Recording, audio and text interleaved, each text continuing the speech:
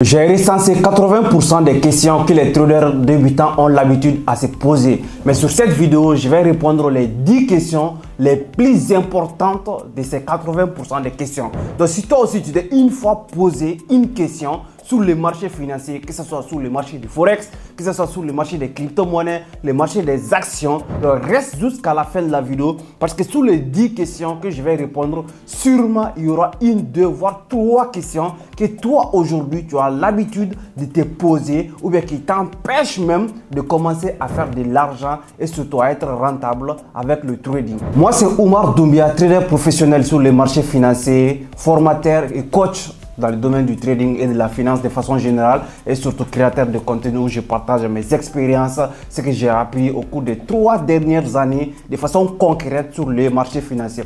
Donc comme je t'ai dit sur l'intro déjà, sur la première question que je m'avais et surtout que la majorité des traders débutants surtout se posent cette question, c'est qu'est-ce que le trading et comment ça fonctionne. C'est quoi le trading de façon générale? Parce que il y a l'investissement, il y a le trading. Déjà, j'ai beaucoup expliqué l'investissement dans les vidéos précédentes. L'investissement, c'est le fait de faire travailler ton argent sans rien faire en retour. C'est-à-dire, dès que tu investis dans l'immobilier, tu investis dans l'action d'une entreprise, tu investis sur une crypto-monnaie, ton objectif, ce n'est de rien faire en retour, c'est que tes investissements vont continuer à te rapporter plus d'argent. Mais par contre, le trading, c'est quoi? Le trading, c'est une activité aussi spéculative. C'est-à-dire, c'est une activité au travers de laquelle, au lieu d'acheter les actifs et d'être propriétaire sur ces différents actifs, tu vas spéculer sur les prix de ces différents actifs en achetant et surtout en vendant à court terme. Donc, il y a 2 manières de faire.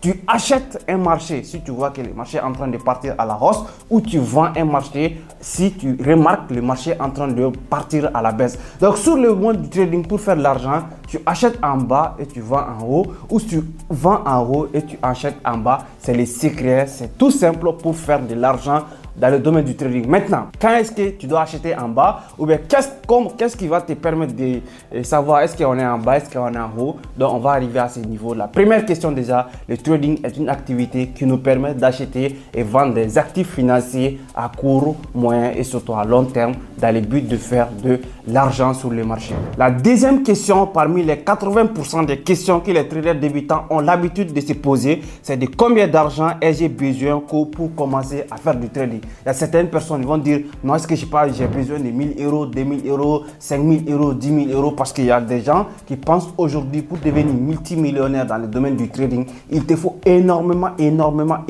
d'argent pour commencer à faire du trading. Il faut savoir que le problème du trading, ce n'est pas du tout de l'argent. Pourquoi? Parce que l'argent aujourd'hui, surtout avec l'apparition des pro-firmes qui sont des entreprises qui fournissent les fonds, la liquidité aux traders qui ont la compétence, qui vont démontrer leur compétence dans le domaine du trading. Donc l'argent en rien n'est pas du tout impossible de trouver pour faire du trading. Avec 100 euros, 200 euros, tu peux avoir accès à un capital de 10 000, voire 50 000, 100 000, voire 200 000 euros. Je n'ai pas dit avec 100 euros, tu peux avoir un compte, mais tu vas voir que si tu as un capital de 100 euros à 200 euros, tu peux avoir accès à un fonds jusqu'à 10 000 euros. Mais le plus important, c'est que tu as la compétence à faire du trading. Ça, c'est point numéro 1. Point numéro 2 aussi, tu n'es pas obligé forcément pour un début de travail de commencer à travailler avec les profils. Tu peux commencer aussi à travailler avec les brokers qui vont te donner la possibilité d'utiliser l'effet de levier jusqu'à 2000. L'effet de levier, c'est quoi? L'effet de levier, par exemple, une personne qui a 100 $ sur son compte de trading et qu'il utilise un broker qui lui permet d'avoir 1000, c'est-à-dire effet de levier fois 1000, son capital de 100 euros peut multiplier jusqu'à 100 000 euros. Pourquoi? Parce que l'effet de levier va lui permettre d'être exposé sur le marché comme quelqu'un qui a 100 000 euros. J'ai fait une vidéo là-dessus, comment transformer 100 euros à 100 000 $. Par exemple, j'ai fait une vidéo que je vais sûrement mettre sur la barre de description pour vous donner une explication concrète sur l'effet de levier. Donc, l'argent n'est pas du tout le problème aujourd'hui. Avec 100 euros, 200 euros, tu peux commencer à gagner de l'argent dans le domaine du trading. La troisième question que je réponds sur cette vidéo, c'est que quelle est la différence entre Forex, actions et les crypto-monnaies? Premièrement, déjà, il faut savoir que tous ces différents actifs, ça va se trouver sur les marchés financiers. Les marchés financiers, elle est liée où ça va se rencontrer les acheteurs et les vendeurs pour échanger les actifs financiers. Les actifs financiers, maintenant, on a énormément. Tu peux appeler les instruments financiers comme les actifs financiers. Donc, les crypto-monnaies, les actions, le forex, ce sont les différentes classes d'actifs et qui sont différents. Sur les marchés des devises monétaires qu'on appelle déjà les marchés du forex, c'est un lieu où on va échanger les devises monétaires, surtout des grandes puissances économiques comme États-Unis, comme le Japon, qui leur monnaie c'est yen japonais, le livre sterling, c'est-à-dire le GBP, ou encore le dollar australien ou bien l'euro. Donc voici les paires majeures, les devises majeures surtout qui s'échangent sur le marché du forex. Donc par exemple, j'ai pris plusieurs exemples. Une personne qui va se déplacer d'un pays à un autre pays, il est obligé d'échanger sa monnaie sur ce pays. Une personne qui quitte en Europe, qui part aux États-Unis, il va échanger euros sur les dollars américains. Donc, avec l'évolution des taux d'échange sur le marché des devises monétaires, nous allons nous faire énormément d'argent avec l'évolution et la différence des taux d'échange. Ça, c'est le marché du forex. Le marché des crypto-monnaies maintenant, ça c'est un marché où on va acheter les monnaies numériques, autrement appelé par exemple la monnaie numérique la plus connue, c'est les bitcoins. Après bitcoin, on a Ethereum. Donc c'est un marché au travers laquelle c'est basé sur les monnaies électroniques où tous les monnaies fiduciaires comme le dollar, l'euro, les mêmes rôles que les monnaies fiduciaires jouent. En 2009, avec l'apparition du Bitcoin, on a créé des monnaies électroniques au travers laquelle et leur objectif non seulement c'est de décentraliser les systèmes financiers et beaucoup d'autres avantages. Donc sur le marché des crypto-monnaies, on a la possibilité non seulement d'investir mais aussi de spéculer sur les crypto-monnaies. Les marchés les plus anciens qui est le marché des actions, c'est un marché au travers lequel, par exemple, si tu achètes l'action d'une entreprise, tu deviens comme copropriétaire de cette entreprise, n'importe quelle entreprise. Aujourd'hui, par exemple, tu peux acheter l'action de Facebook, tu peux acheter l'action de Total, tu peux acheter l'action d'Amazon, tu peux acheter, je sais pas, énormément de sociétés qui sont cotées en bourse aujourd'hui, Apple, etc., etc. Donc, une fois que tu achètes l'action d'une entreprise et que cette entreprise continue d'évoluer à la hausse, c'est-à-dire continue de prendre la valeur, les actions que tu as achetées vont aussi continuer de prendre de la valeur. Donc voici, chaque marché a ses spécificités. Ce qui va les différencier, c'est la liquidité et la volatilité. Le marché le plus liquide, c'est le marché du forex où il y a plus de 7000 milliards de dollars qui tournent. Et le marché le plus volatile, c'est le marché des crypto-monnaies où les crypto-monnaies évoluent énormément vite. C'est-à-dire ça peut prendre énormément de la valeur comme ça peut perdre aussi énormément de la valeur. Donc l'objectif des traders et surtout de l'investisseur, c'est d'analyser quand est-ce qu'il faut acheter et quand est-ce qu'il faut vendre sur ces marchés. Quatrième question parmi les 80% des questions que les traders débutants ont l'habitude à se poser, c'est dois-je utiliser un compte de démo ou un compte réel si je commence à faire du trading? Compte de démo déjà c'est quoi? C'est-à-dire c'est capital fictif, c'est l'argent qui t'appartient pas. Tu peux avoir 100 000 $, 200 000 $ à trader, mais tu peux pas quand même retirer parce que c'est un fonds actif, c'est-à-dire c'est l'argent fictif. Mais l'objectif avec un compte de démonstration, c'est de te permettre de pratiquer la stratégie et la gestion de risque que tu as appris sur le marché afin de les mettre sur un compte réel qui va te permettre d'avoir des grands résultats. Si tu parviens à avoir des grands résultats avec un compte de démonstration, en maîtrisant la gestion du risque, si tu as ton capital propre sur le marché, tu pourras le mettre en pratique et être rentable. Donc le compte réel, c'est l'argent réel, l'argent au travers laquelle toi personnellement tu vas enlever de ta poche et mettre sur le marché financier pour pouvoir négocier. Sans que tu négocies pas avec un argent réel, tu ne pourras pas devenir millionnaire avec le trading, tu ne pourras pas gagner de l'argent avec le trading, mais le compte de démonstration, c'est beaucoup plus important aussi pour te permettre de backtester tes stratégies de trading. Généralement, pour les personnes qui intègrent dans moi mes programmes de formation, il y a 3 niveaux pour devenir trader.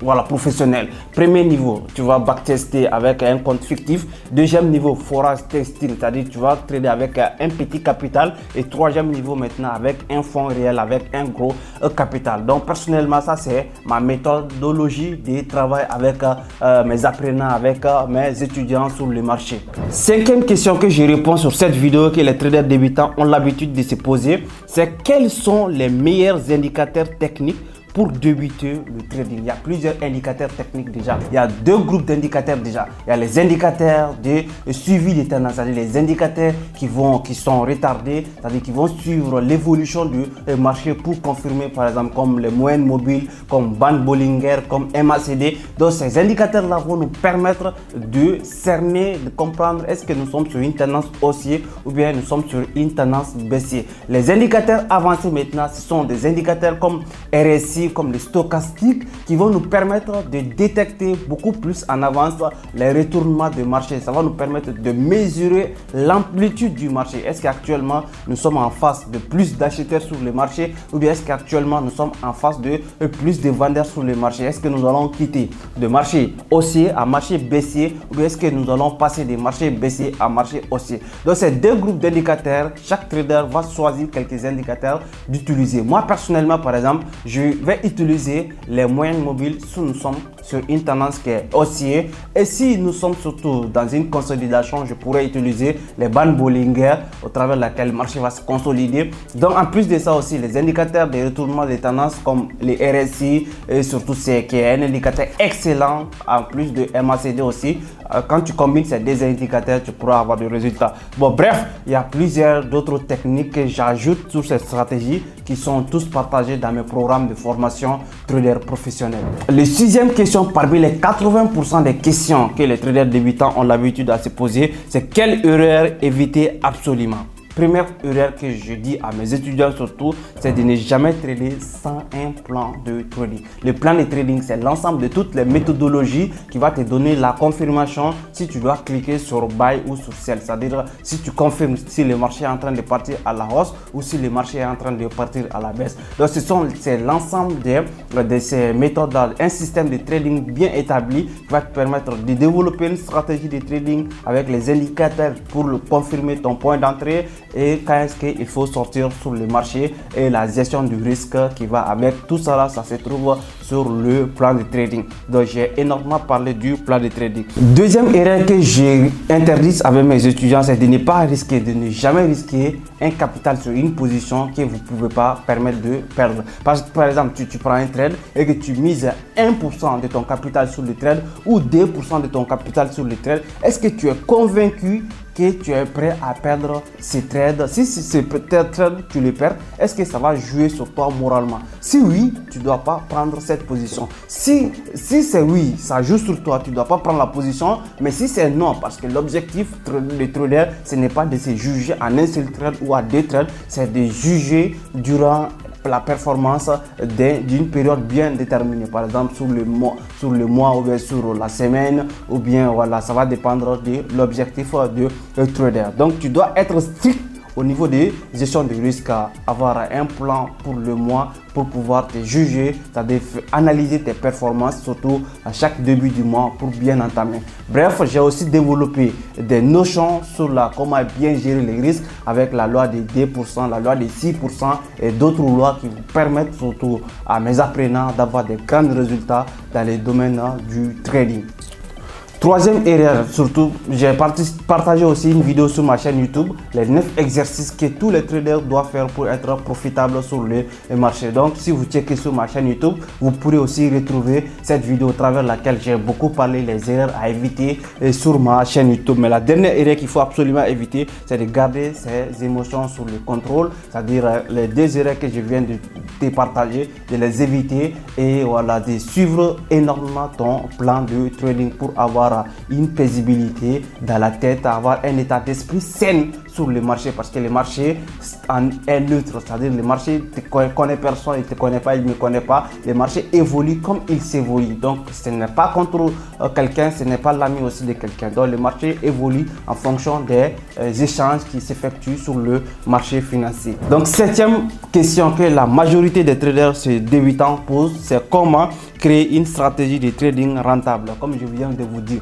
une stratégie de trading rentable est l'accumulation de plusieurs choses, comme l'analyse technique, comme l'analyse fondamentale, comme l'analyse sentimentale et surtout la gestion du risque. En trading, c'est l'accumulation de tous ces différents éléments qui vont nous permettre d'avoir une stratégie bien précise qui va nous permettre de gagner énormément d'argent, que ce soit à moyen terme, que ce soit à court terme, que ce soit surtout sur du long terme. Comme j'ai l'habitude de partager sur mes différentes vidéos, dans tous les domaines d'activité que vous vous lancez, entrepreneuriat, trading, business en ligne, il faut se fixer l'objectif, il faut se voir toujours pour du long terme, pas une semaine ou 2 semaines pour être voilà, comme Elon Musk, le prochain Elon Musk sur le marché. La huitième question que la majorité des traders débutants a l'habitude à se poser, c'est combien de temps pour devenir trader rentable sur le marché. Le timing, c'est hyper important, le facteur timing, parce que l'objectif, que ce soit tu deviens trader, tu deviens entrepreneur,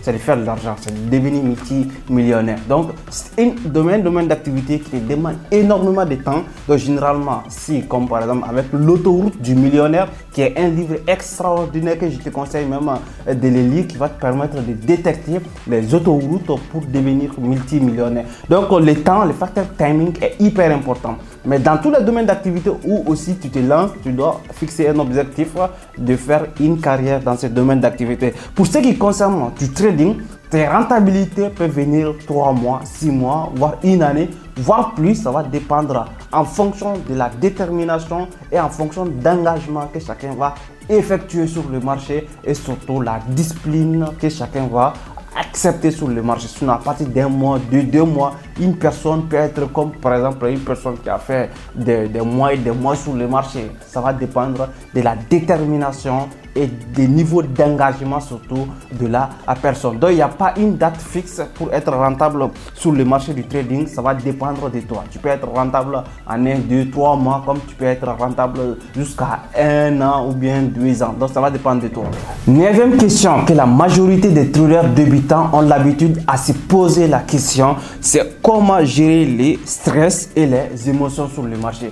Pour gérer les stress et les émotions sur le marché, tu dois avoir une routine bien déterminée. Par exemple, si je me lève le matin, qu'est-ce que je dois faire en première position? Quand est-ce que je commence ma session de trading? Quand est-ce que je termine ma session de trading? Et quand est-ce que je passe à autre chose? Parce que le marché du Forex, par exemple, est ouvert 24 heures sur 24, 5 jours sur 5. Le marché des crypto-monnaies, 24 heures sur 24, 7 jours sur 7. Donc, je ne peux pas être devant mon écran 24 heures sur 24. Non, je dois avoir un plan bien déterminé, à savoir quelle session de trading je vais plus négocier. Par exemple, si je vais avantager, c'est-à-dire la session de Londres ou la session de New York, donc je fais mes programmes de telle sorte que sur l'ouverture de la session de Londres et la session de New York, je suis devant mon écran. Mais par contre, si je ne traite pas, par exemple, la session d'Asie, tu ne dois pas être devant ton écran. Donc, première chose, définir une routine bien établie et avoir un to-do list pour bien entamer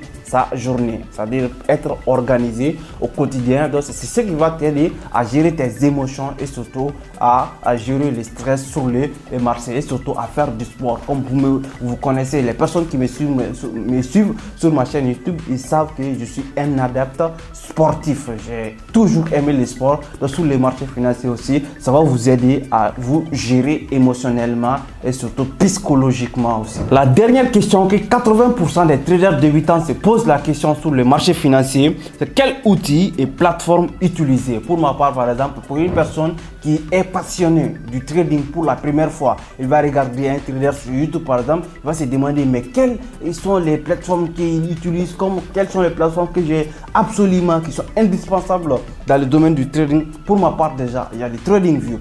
Pourquoi le TradingView? Parce que l'analyse technique occupe seulement 80% voilà, du travail sur le marché financier. Analyse technique, analyse fondamentale, analyse sentimentale. Donc TradingView, ça va nous permettre non seulement de faire une super bonne analyse technique sur les marchés, c'est-à-dire appliquer notre stratégie de trading qu'on a développée sur les marchés, et surtout MT4 et MT5 qui sont aussi des applications qui vont nous permettre d'exécuter nos trades, c'est-à-dire mettre les ordres buy, sell, ou bien sell limit, buy limit, sell stop, buy stop. C'est-à-dire ce sont voilà, des ordres qui vont nous permettre d'exécuter nos positions sur les marchés. Donc bref, voici les 10 essentielles questions que la majorité des traders débutants ou surtout les aspirants, les personnes qui veulent devenir des traders professionnels se posent la question sur le marché financier. Sur ma chaîne YouTube aussi, j'ai développé énormément de contenu qui va vous permettre